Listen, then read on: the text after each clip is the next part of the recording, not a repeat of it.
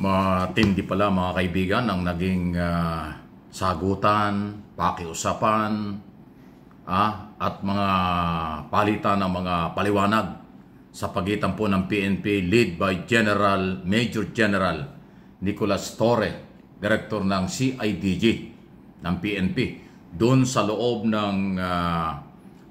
ng airport at saka sa loob ng Villamor nung hinuli si dating Pangulong Duterte noong araw ng Tuesday.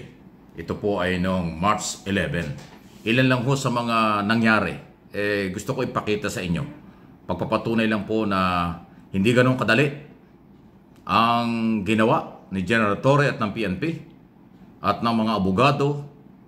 Si Salvador Medaldea, dating Executive Secretary, si dating Pangulong Duterte at yung asawa niya at yung kanyang mga staff doon sa loob ng holding area diyan sa airport. Antindi ito, ilan lang ito? Parang portion lang po ito, pero kay inyong tingnan. Andito na ako, sir. Paliliguan ko lang, sir. Nabasa na ako. Paliliguan ko, sir. Alam ko. Maligo naman talaga kayo lahat. Yes, sir. Please, sir. Tayo ko lang yun. Finish this.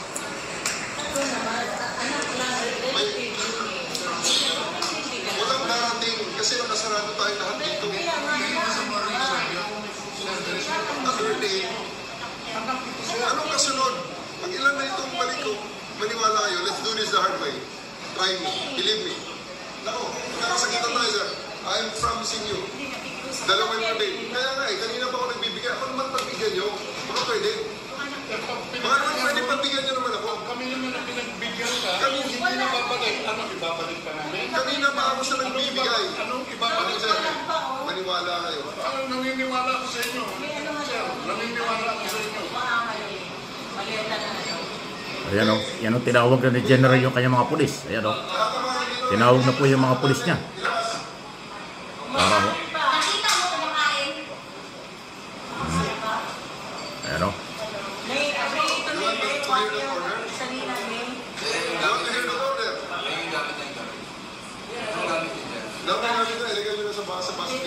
Ayan o, may action na po. Ilagay nyo sa bus, please. Ayan o, lumapit na yung mga pulis. Ano, kasi ayaw sumama ni Duterte.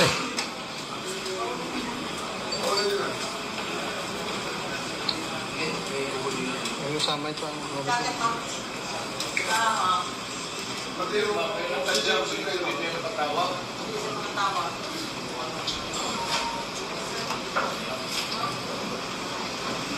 Ayan o. Mapakil lang, may anak na pabihira ka naman. Pabihira ka naman. Hindi naman kayo, sir. Maniwala kayo. Sabi naman ang sir, ang black man out.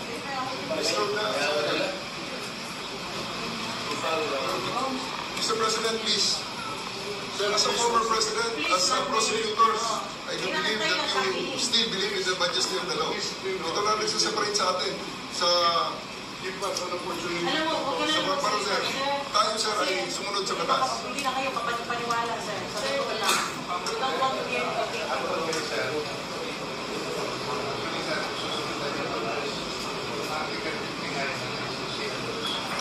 anything. Hindi siya mag-venture. Hindi siya mag-venture. Ayan o, mga kulitan o. Grabe yung kulitan talaga. Pagbigyan nyo na siya. Pagbigyan nyo. Yes, sir. I'll just get the president, sir, and bring him to the floor. Ano ba pinag-usapan natin? Kukunin mo ito. Mawawala na. Balik naman tayo sa zero. Sige, yun na, sir. Balik din tayo sa amin. Kung ano nagsabi, right to counsel. We are here invoking our right to counsel. His right to counsel. Sir, I have sent over. Sir, constitutional I am right. now Sinabi mo, in the bring the order. Ayan na, yan, order na ho. Nagkasakitan tayo, sir. Ayan, makakasakitan daw pagka pinigilan. Pilipinas, sa Hague. Sana ano ba? Nasa limang lang. Ayan na. Okay?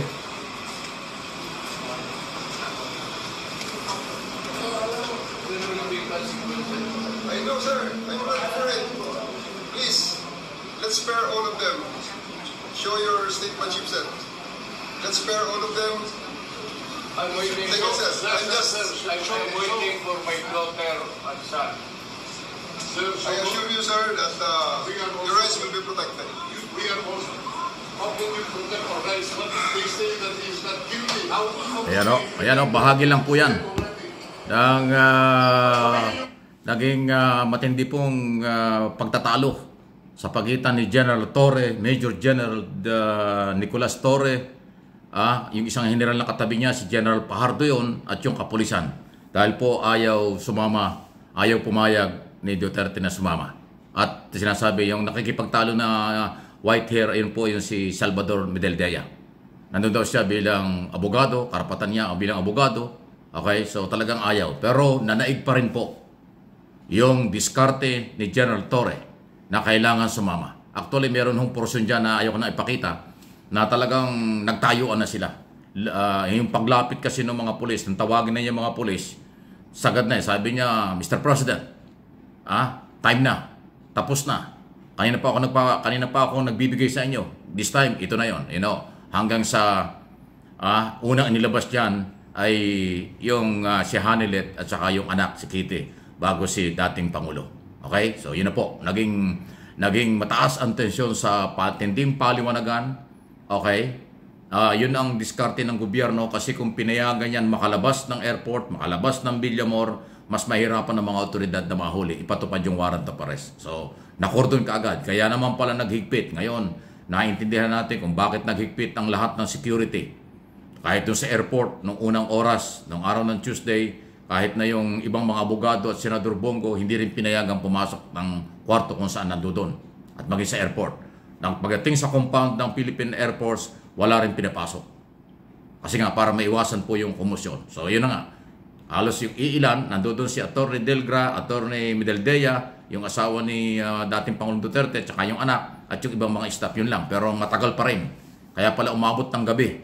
Mula nang arestuhin ito ng 9:20 ng umaga doon sa loob mismo ng airport, ang loob ng aeroplano hanggang airport at umabot ng hanggang gabi, ay marami pala hong talagang naging pagtatalo. Matapang itong si General Torre. Talagang hindi ho siya bumigay. Pinanindigan niya na siya ay alagad ng batas. Siya ay isang general at pinanindigan niya. Wala na doon si General Marbil, wala na. Siya na lang. Ang pinakamataas na opisyal ay si General Torre ng CIDG, Criminal Investigation Detective Group. Kahit mga abogadong kanyang kaharap, kahit dating Pangulo, dating Commander-in-Chief, nang ibabaw ang kanyang kapangyarihan. Sabi nga niya, under the law, aarestuhin namin kayo, lilipat natin kayo, aalisin kayo rito, ganito. Ayan o, mahigpit ang pagtatalo. So ano yung masasabi dyan? Okay? Isang usapin na nangyari bago tuluyang nakalipad o umalis ang eroplanong sinasakyan ni Duterte nung gabi ng March 11 dyan po sa may Villamor Air Base sa Pasay City. Please watch, please like and share or na rin kayo, subscribe na rin po kung hindi pa dito sa MA Pinoy TV.